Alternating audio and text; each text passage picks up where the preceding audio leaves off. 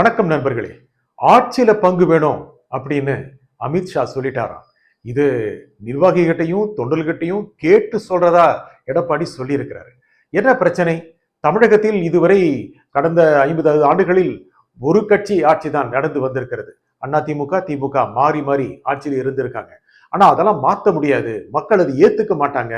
ஆட்சியில பங்கு அப்படின்னு கூட்டணி ஆட்சி பங்கு, கூட்டணி ஆட்சி தான் அதிகாரத்தில் இருக்கும் அப்படின்லாம் சொன்னா மக்கள் ஏத்துக்க மாட்டாங்க அப்படின்னு எடப்பாடி சொல்லியிருக்கிறாரு. ஆனா வரப்போற தேர்தல் அது போன்ற முடிவுகளை கொடுக்க போறதில்ல.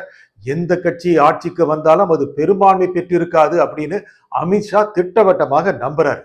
அதன்படிதான் இந்த தேர்தல் போகணும் அப்படிங்கிற திசை அவர் நிர்ணயிக்கக்கூடியதா இருக்கு.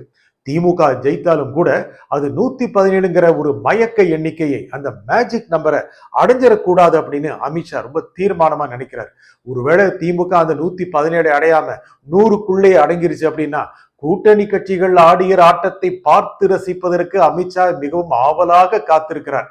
எதிர்கட்சிகிட்டயே எவ்வளவு காத்திருக்கிறார்னா அவர் எப்படி இருப்பாரு, தன்னுடைய கூட்டணி கட்சிகிட்ட எப்படி இருப்பாரு.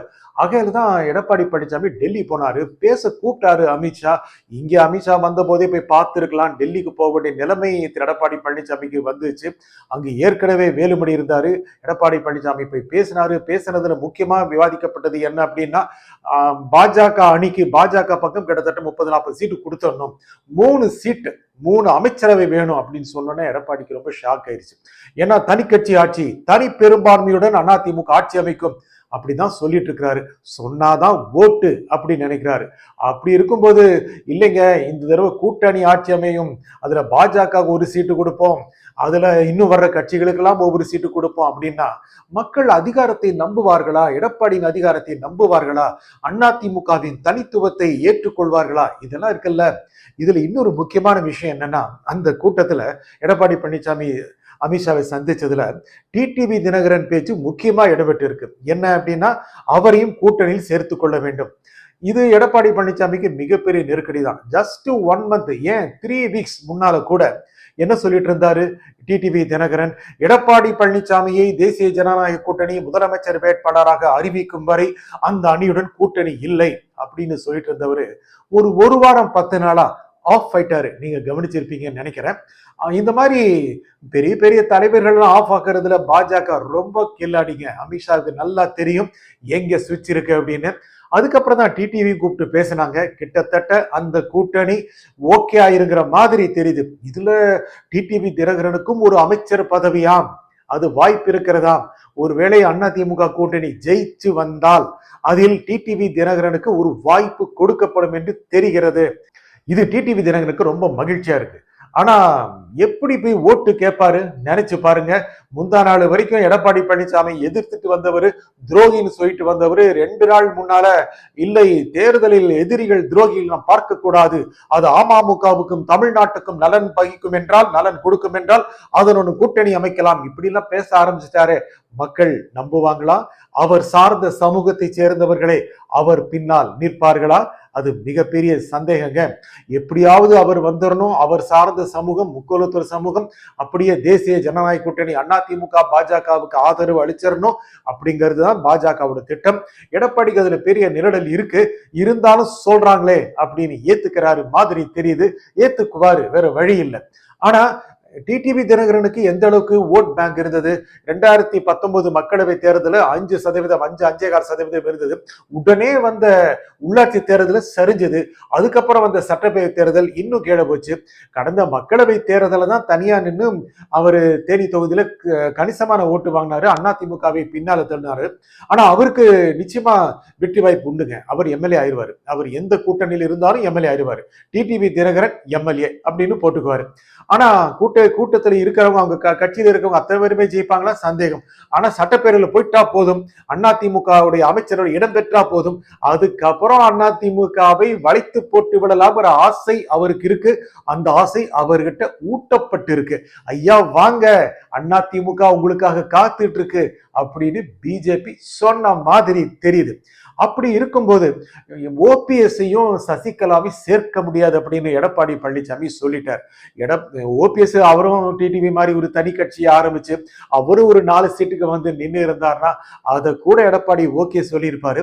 ஆனா என்ன ஆச்சுன்னா, ஓபிஎஸ் அதிமுகவில் ஒரு இடம் வேண்டும், அங்கே இடம் வாங்கி கொடுங்க, ஒரு பொருளாளர் இடம் கொடுக்க சொல்லுங்க, ஒரு அவைத்தலைவர் இடம் கொடுக்க சொல்லுங்க அப்படின்லாம் சொன்ன போது எடப்பாடி பழனிசாமி நோ அப்படின்னு சொல்லிட்டாராம். அமித்ஷாவின் நிர்பந்தத்திற்கு எடப்பாடி பழனிசாமி பணியவில்லை. இது ஹெட்லைன் ஆக்கலாம்.